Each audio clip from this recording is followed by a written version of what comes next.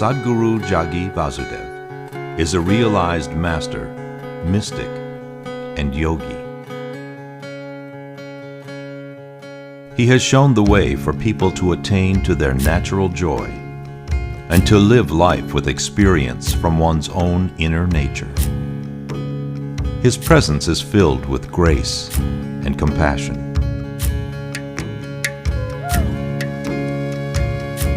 Sadhguru's scientific approach towards spirituality and work towards the upliftment of humanity have received accolades worldwide. The words that come from him in intensity and utmost clarity, from his deep understanding and wisdom, can change the very core of the being. Belonging to no particular tradition, Sadhguru incorporates what is most valid for the modern person from the spiritual sciences. His work, an outpouring of his blissfulness, finds expression in the form of a ceaseless offering to help all beings. Available to all who are willing, Sadhguru's life is an invitation to the divine through individual transformation.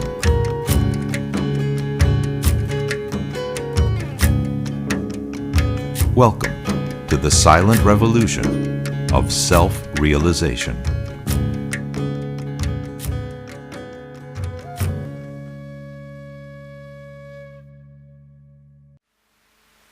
Sadhguru, what does the name Isha represent? The word Isha literally means that which rules. What is it that rules everything in the existence? That is Isha. Now, that which is rules the existence is that which is the source of creation, isn't it? What is it that is the source of creation? That is Isha. When this source of creation or that which rules the existence is formless, it's called Isha. Or that which rules the existence or that which is the source of existence, we normally refer to it as the divine. So formless divinity is referred to as Isha. Isha means that which is fundamental, that which is the very source. So this is called Isha Yoga because it is a means to access that dimension which is the source of your creation. That which is the source of your creation is obviously within you, isn't it? Yes? It's obviously within you.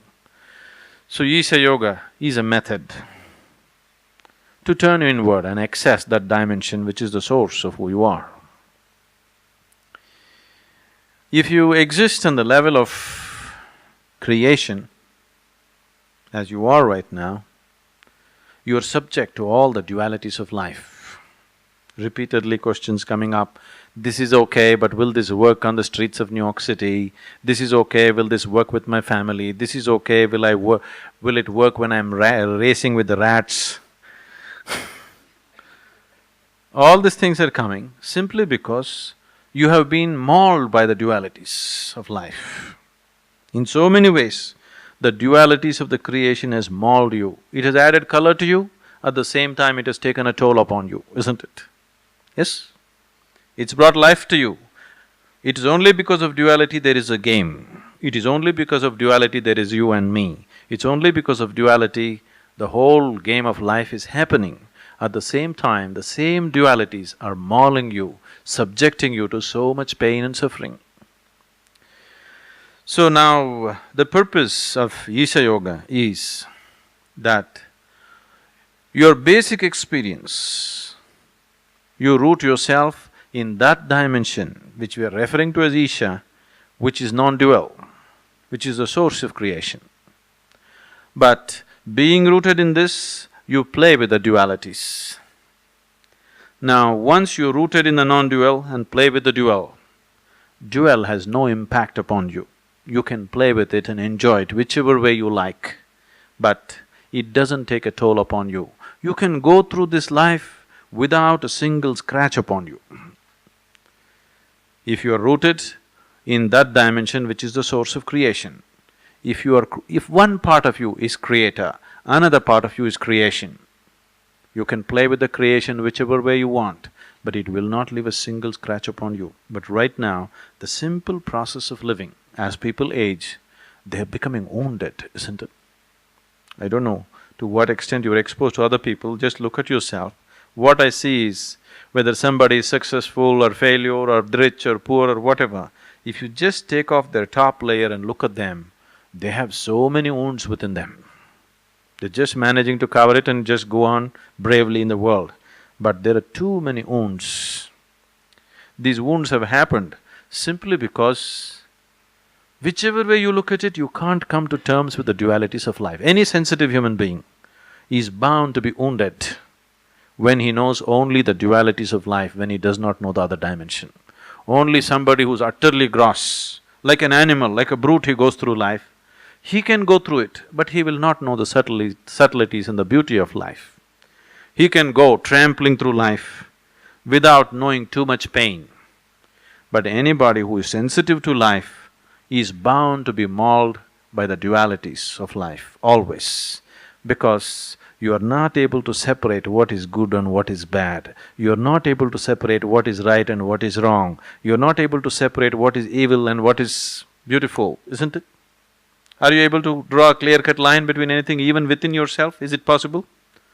You must deceive yourself to believe, no, everything is okay, everything is okay. People are trying to teach you such philosophies. I am okay, you're okay, everything is okay.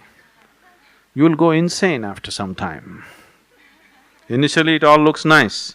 You'll go insane because the very people who propagated such philosophies went insane. You know that? People who taught you, I am okay, you're okay, everything okay. These people went insane, committed suicide. People like Dale Carnegie and others, yes, they broke down, they became neurotic. Because you're trying to deceive the reality, not understanding the fundamentals of reality, just trying to deceive yourself, everything is okay. Everything is not okay, either with yourself or with the world, everything is not okay, isn't it? Yes? If you do a cover-up job, it feels good. But after some time, it'll collapse. Now we are not seeing how to do a cover-up job. It is just that if you sink a little deeper into your experience, there is a dimension in you which cannot be touched by these dualities. If you are rooted in that dimension, whatever, wherever you're placed in hell, still you can go through it gracefully. See, Indian spirituality has always used a lotus flower as a symbolism. Why a lotus flower is used as a symbolism is, a lotus flower grows best wherever the slush is really thick and stinky. The more stinky it is, the better it grows. This stinking slush becomes a wonderful flower with such beauty and fragrance, you can't believe it's the same slush. But it is the same slush, isn't it? This little lotus seed transformed this stinking slush into a fragrant flower. So, always Indian spirituality used lotus flower as a symbolism for spiritual processes, because once you live in the world of duality, filth is unavoidable. Anyway, whichever way you step in the world, somewhere you will step into it. If you are sincere with yourself, whichever way you step into yourself in your mind, you cannot avoid filth in your mind, isn't it so? Is that the reality? Only somebody who is blatantly lost in his moralistic nonsense believes he is pure-minded.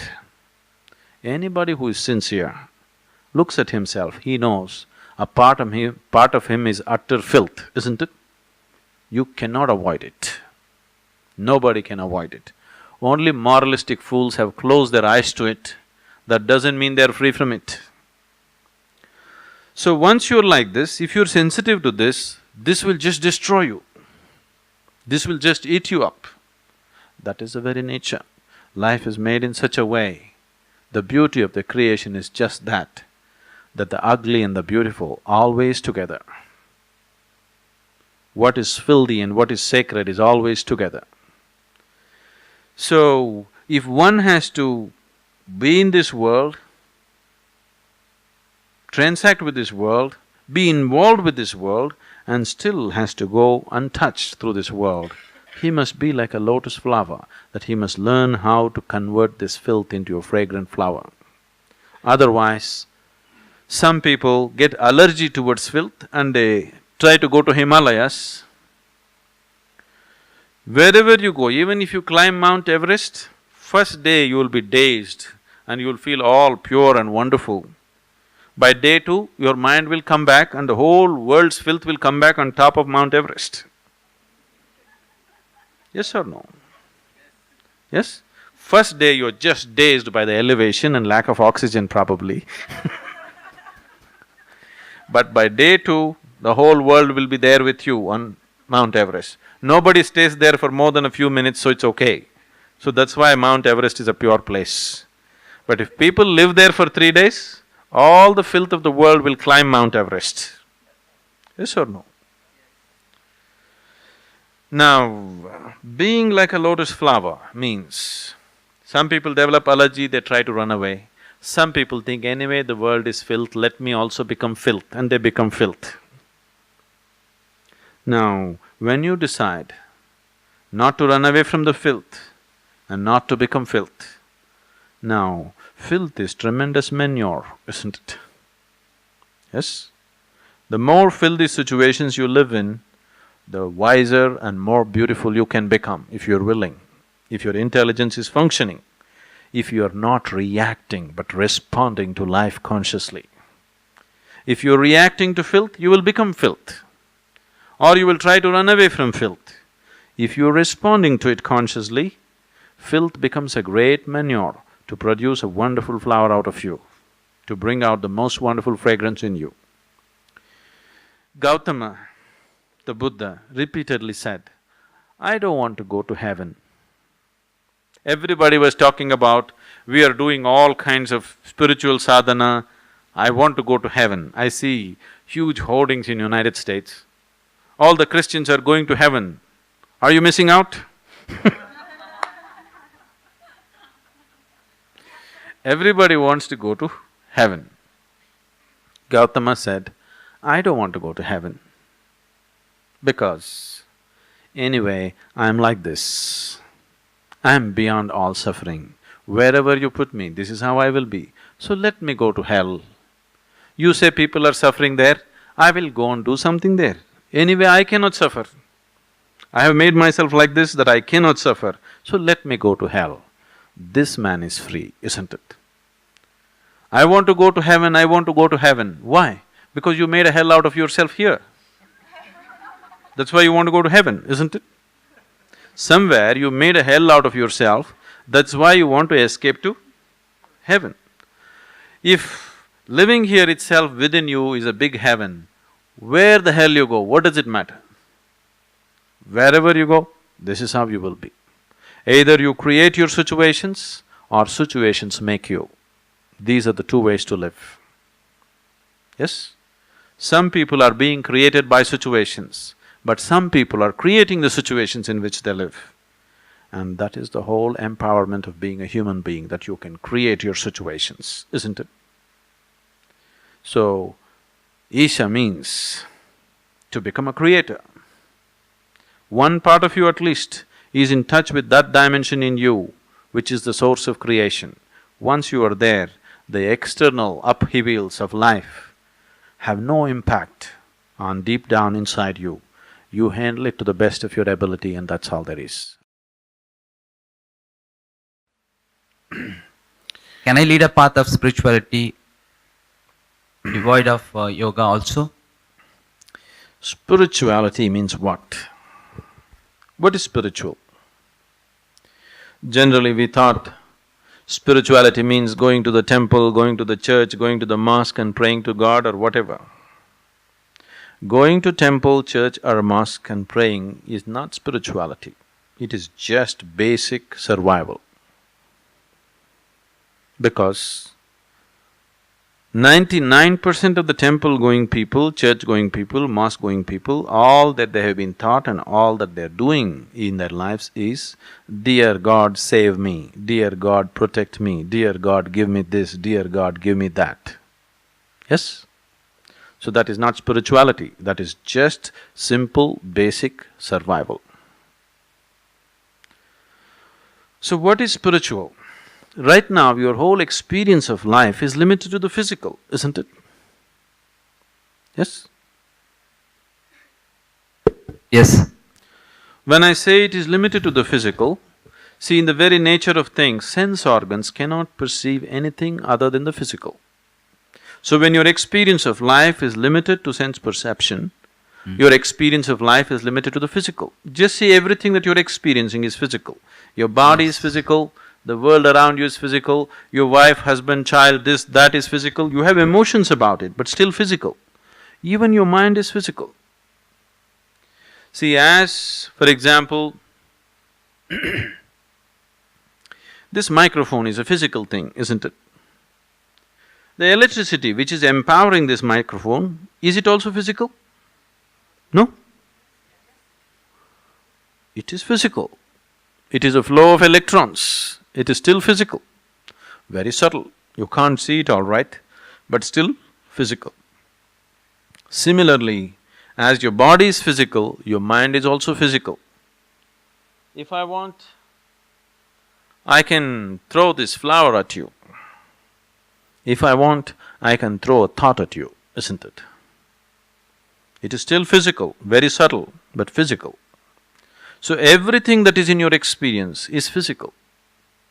Now, spiritual means, if you begin to experience something beyond the physical, if your life is such that you have started experiencing something beyond the physical, now you're spiritual.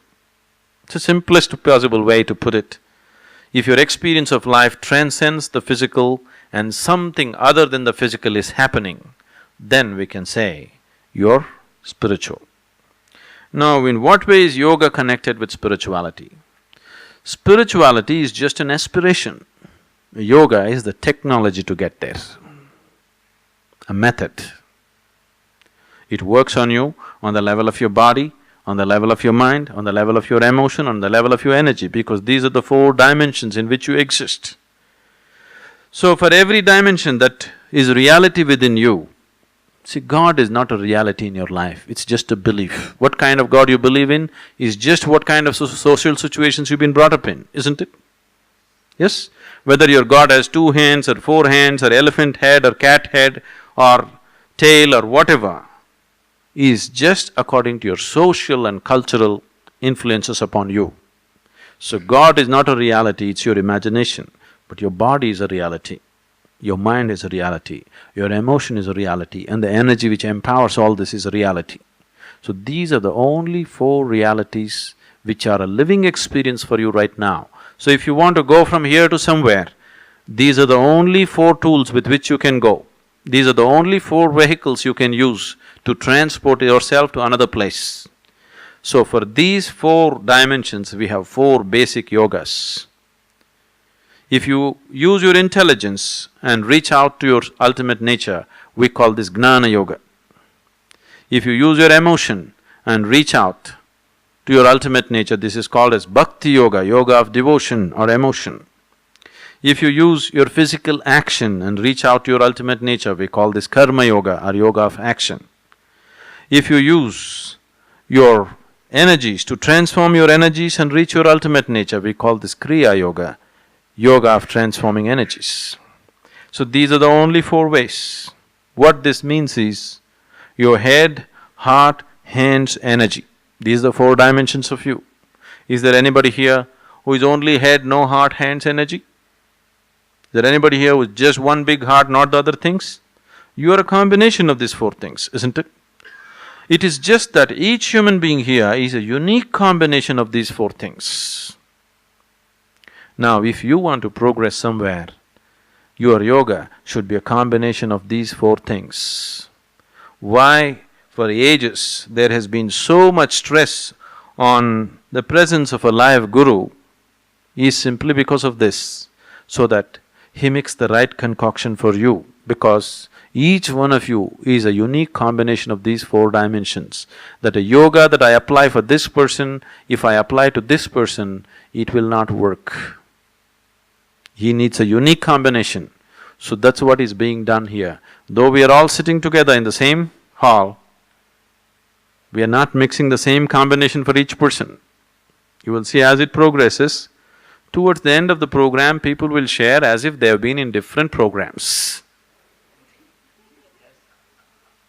Already happening because we are mixing different combinations for different people, otherwise it won't work. That is why there is so much stress on a live guru.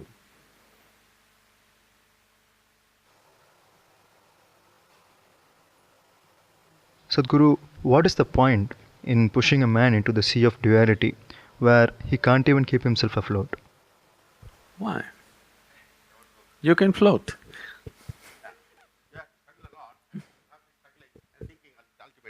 No, if you stop struggling, you'll float. Now, why creation? That's the question. This question has been asked too many times, but shall I tell you why creation happened? Are you okay? Now, one day,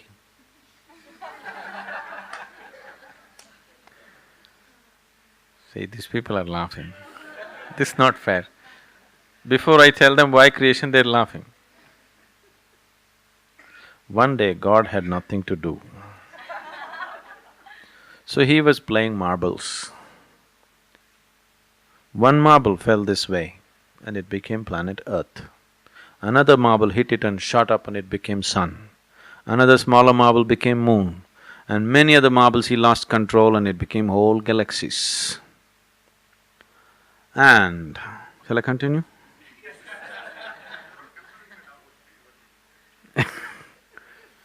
Now this is a ridiculous story you don't want to believe. But I could… if we had more time, I could tell you a story as long as Mahabharata, and then you would believe. If I make the story sufficiently elaborate and logically sensible, you would believe the story. Anyway, when I tell you a story, what is the option that you have? Believe me or disbelieve me, that's all the option you have, isn't it? If you disbelieve me, what will happen? Nothing will happen. If you believe me, what will happen? Nothing will happen. You just have one more story to tell in the next dinner party that you have. But in what way will it transform your life? In what way does it take you any closer to reality than the way you are right now? Does it? Does it or no? It doesn't, isn't it?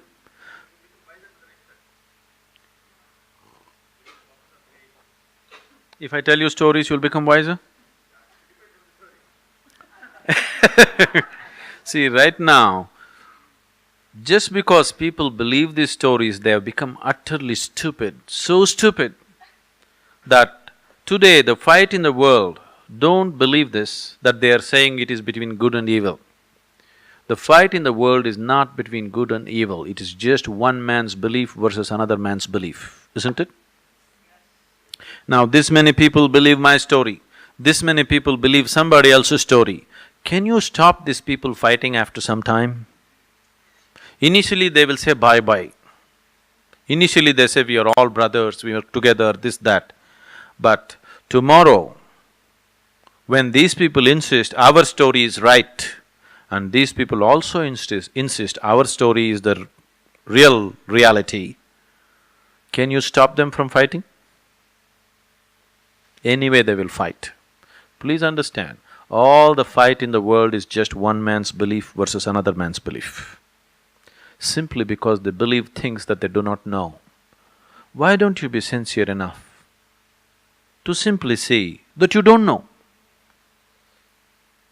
If you see I do not know, what you will do? You will seek. because nobody can live with "I do not know" for too long. So you just believe something that somebody told you, it quells you, it puts you to sleep, but it doesn't get you any closer to reality as such, isn't it? Just makes you believe one more story. Now, these stories, very entertaining, culturally rich, but if you're looking for enlightenment, if you're looking for liberation, if you're looking for going beyond your limitations, they are of no consequence. If you're just looking for color, if you're just looking how to decorate your life, then culture is useful. So let's not destroy the culture, let's enjoy the culture, but don't go by the stories. Don't believe or disbelieve the story, just enjoy the story, isn't it? Now, when it comes to creation, instead of asking why, if you see, right now you are a part of the creation, and like you said, you're entangled and stuck and drowning in the creation, as you say. Not everybody may be drowning, but at least quite a lot of people feel that they're drowning when things go wrong, at least. When things don't go the way they want them to go, they feel they're drowning, isn't it? So right now, in some way you're entangled. Now if you ask me how to go beyond this, instead of asking why creation, if you ask how to transcend creation, now I have a way, I have a method, I have a clear-cut path as to how to go beyond this. But if you ask me why, I can only tell you a story. Even if the story is true, still in your experience it is just a story, isn't it? Yes? Even if the story that I am telling is actually true, as far as your experience goes, it is just another story. If it appeals to your mind, you will believe it. If it does not appeal to your mind, you will not believe it. So, stories won't transform people. You believe God to be a demon and demon to be a god, it makes no difference because after all it's just your belief. Now Shiva is Mahadeva in India. Openly, in countries in the West, especially in the United States, people are going about campaigning, he's a demon. Okay? So, can you believe for an Indian, Shiva Bhaktas are here? He is the highest of the highest. But the whole aspect of Shiva has been created with enormous care and understanding. It is not to be believed, it is to be used as a tool and a device in your life. Shiva, his personality has been created like this. He is the most beautiful and he is the ugliest. He is the most wonderful and he is the most terrible. His friends are all demons and freaks and goblins and all kinds, but he is the highest god. It has all been created like this. He is the destroyer, but he is the very basis of creation. It's all been created like this because if you can accept this one man, you'll accept the whole creation the way it is. It's a tool, it's a device, but now you just made it into your story. Suddenly it is no more it has lost its transforming impact upon you. If you really use Shiva as a tool, if you really use Shiva as a device to transform yourself, if you just see the evil and the good, the beautiful and the ugly, everything is a part of him, you would revere the ugly and the beautiful the same way, isn't it? Yes? That would be very transforming. But now you just believed the story, did not apply the device to your life, see no change. You say Shiva or Rama or whatever nonsense, nothing changes. But if you applied it the way it was intended, it would have transformed you tremendously.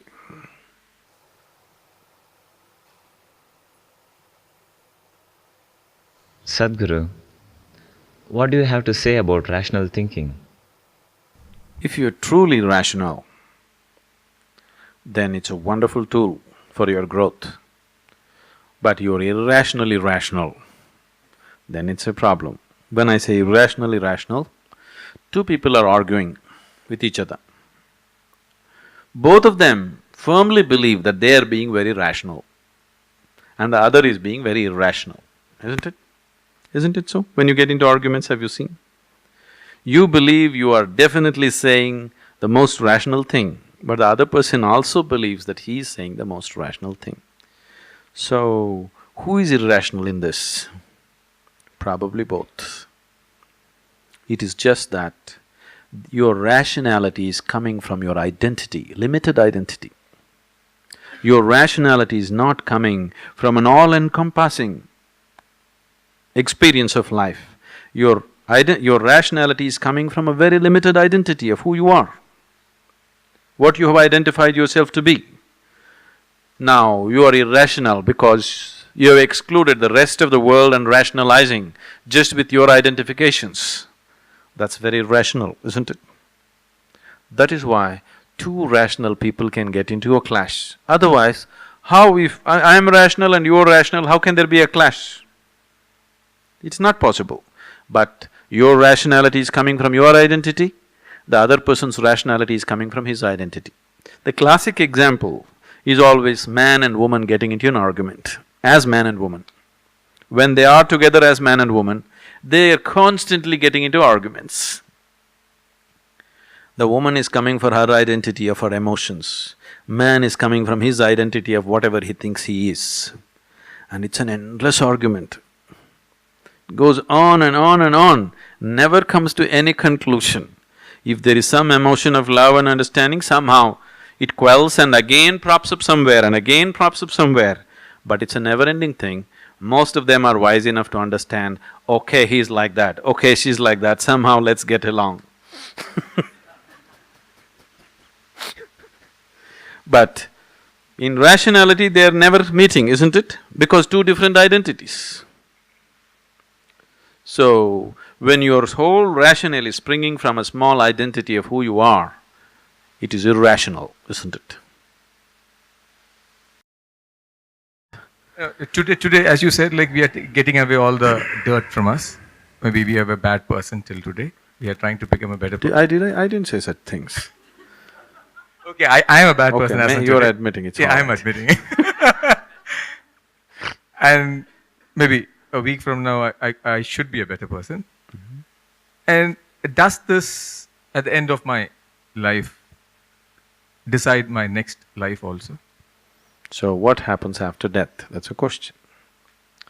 Some things, Ganesh, you will know only by experience. You want to know? It's best you know it only by experience. What happens after death? See, if you want to know what happens after death, do you know what is happening right now with you? Not as a person, as life, do you know what's happening with you right now? No. So when you do not even know, when you don't have the capability to know life which is kicking within you this moment, where will you get the capability of knowing what will happen after death? So, if you want to know the process of life, this is the moment, isn't it? Now, you must make an effort to turn inward and go deep into yourself, to know the very fundamentals of who you are. If you know this, if you know the basic fundamentals of who you are completely now, even after this body falls apart, still you know the same thing. But if you do not know it now, the possibility of knowing it then doesn't arise. Because right now you are better equipped. Right now, you still have your intellect and discretion. When you shed your body, you don't have these things, you just function by your tendencies. So when your intellect is on and you have the discriminatory power to see what is what, this is when you must see it. What is happening with me right now? What is the nature of who I am right now? If this becomes a living reality for you, knowing what happens later will be very simple. I know that my father is dying, he's old, and I would like to talk to him about it, but I think it is totally unacceptable in our society. The moment a person is very old and you know he's going to go, You leave him even before he's dead. Why can't we talk about death in a positive way in our culture? If you avoid death, you will avoid life also. Only that person who is willing to die can live totally. One who tries to avoid death will naturally end up avoiding life, because what you call as life and death are not different. Right now, you are living? Are you living? But actually we can say, right now you're dying. Slowly you're dying, one day it'll be complete. Isn't it so? The process of death is on right now. You're actually dying, one day the process will be complete. No, I understand. Now, that too in India, being born in India, if you avoid death, then you don't know anything about your culture. Because this very culture springs from being reminded of your death. See, only when you remind yourself of your death, you will turn spiritual. If you think of God, fantasies will come in your mind. No spirituality will come. Only when you realize, when you become aware, when you remind yourself, I will also die one day. Now, a search comes. Okay, somebody is around you right now as much alive as you are, they were everything to in your life, suddenly one day, they're gone. When they fall dead, you think, oh, maybe he's just sleeping, maybe he will sit up now, maybe some miracle will happen, you know, mind will work like this.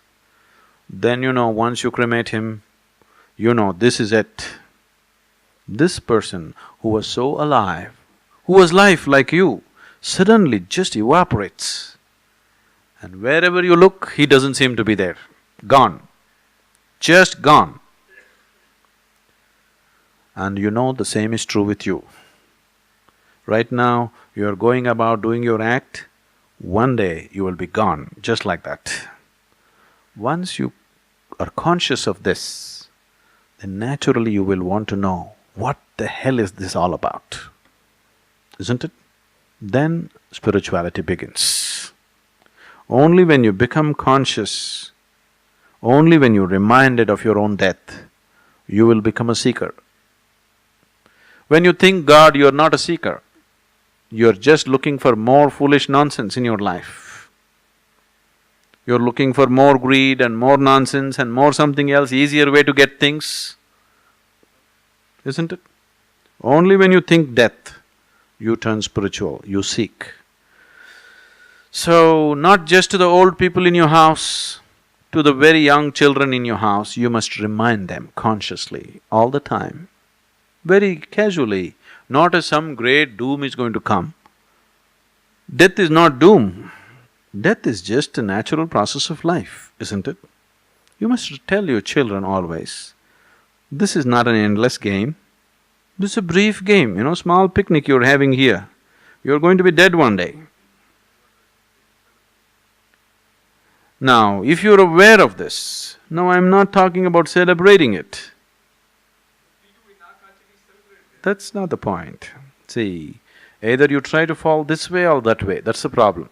See, people try to avoid it or people try to celebrate it. Now, you don't have to avoid it, you don't have to celebrate it. If you're just aware of it, it liberates you. If you celebrate it, you try to glorify it, isn't it? Naturally, your emotions will glorify it, isn't it? That is what? That is a misunderstanding. It is a misunderstanding that you try to celebrate life or death. If you are aware, everything is the way it is and it's too beautiful. It's just fantastic the way it is, the intricacy of life. You don't have to enhance it by your celebration, nor can you bring it down by your gloom. Anyway, it goes on in a grand way. You don't have to celebrate, you just have to join the celebration. You trying to celebrate death will become death-orientedness, isn't it? See, suppose I go on telling you, death is wonderful, really it must happen to you, you know. Then you become like those UFO cults, you know. You know those UFO cults in some of the Western countries, they all commit mass suicide. This is because they're thinking that is better than this. See, it'll get distorted. Always you try to distort it. Don't distort anything, just seeing everything the way it is. Death is a natural process of life, isn't it? Seeing it as that, not celebrating it, not becoming gloomy about it. It happened. Once, a certain yogi was invited to a new house. You know, a rich man built a house. When they build a new house, they want some spiritual person to enter their house. So they invited the yogi.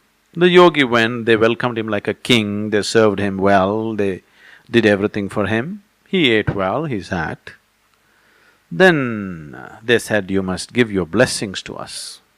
So the yogi raised his hand and said, let your father die first, then you die, then let your children die. Now, the man got so wild. Said, you fool, we welcomed you and treated you like a king and we fed you like a pig. And now, when I ask for a blessing, you say first my father should die, then I should die, then my children should die. The yogi was surprised. He said, what is wrong? Is it not in the natural order of things that first your father should die, then you should die, then your children should die? Suppose you die before your father, would it be good? Or your children die before you, would it be good? The best thing that can happen to your life is, first your father dies, then you die, then your children die, isn't it? That means everything has gone well for you.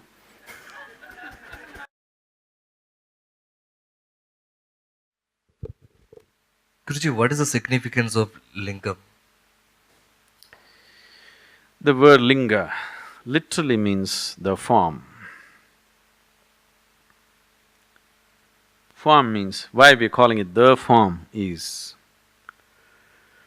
when, you know, today modern science is proving to you beyond any doubt that the whole existence is coming from nothing and going back to nothingness. You know this? There was a time when modern science believed everything comes from something, you can neither destroy something nor create something. It can only be transformed from one state to another. You cannot destroy anything nor can you create anything. That was the belief some time ago. But today, modern science is proving beyond any doubt that everything comes from nothingness and goes back to nothingness. A whole bunch of galaxies sometimes just collapse into themselves and become nothing, you know? There's something called as black holes. Some of them explode into supernovas, but a lot of them just collapse into themselves and become nothing. So there was something and it became nothing. Similarly, there is nothingness and it becomes somethingness.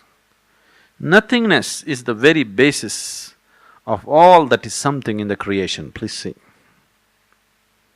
Only because there is a vast nothingness, somethingness has happened in the form of tiny galaxies.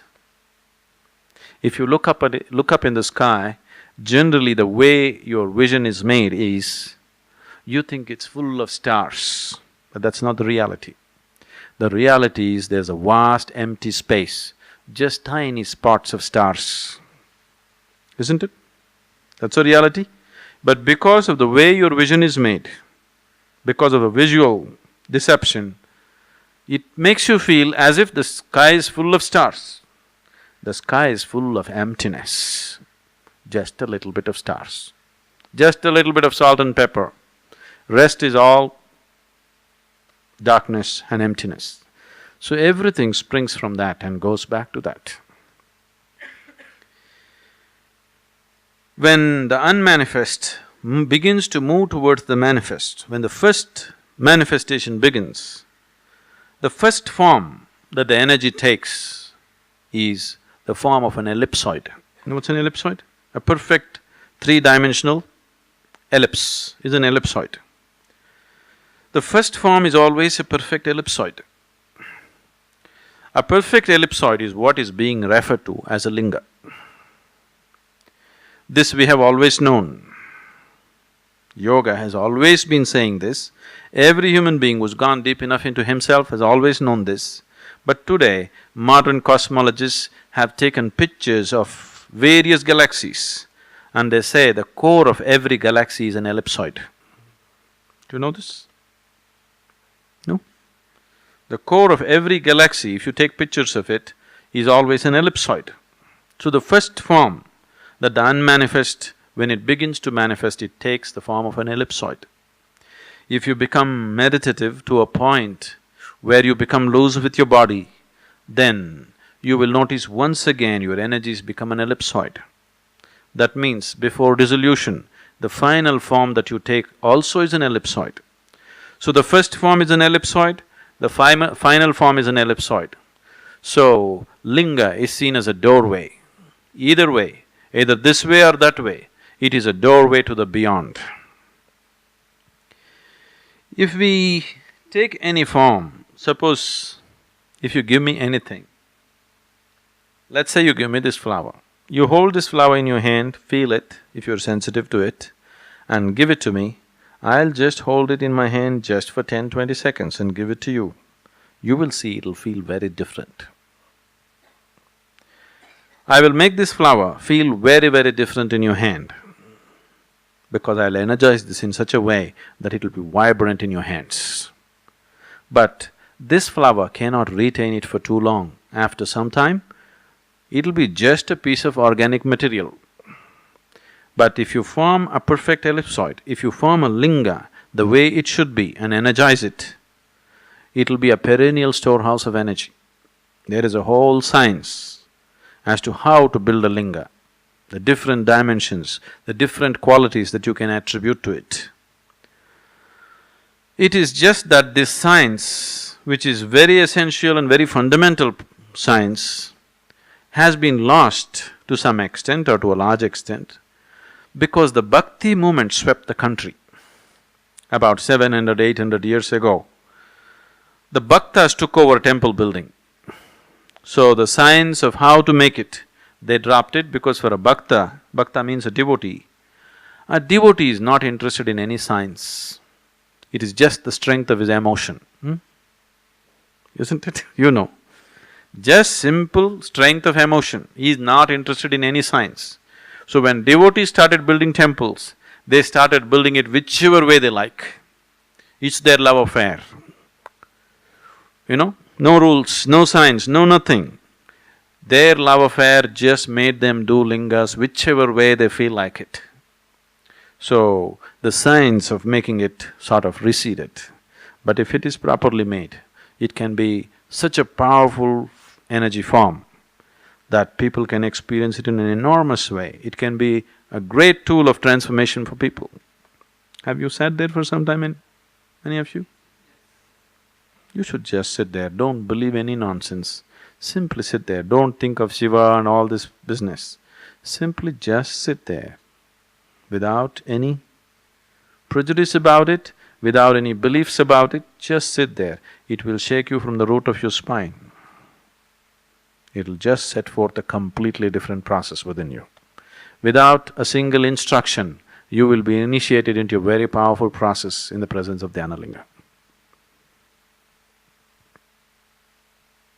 There's too much behind it, let's not go at it now. Those of you who want to know much more about it, most of you have the Mystics Musings? The last chapter is all about Dhyanalinga.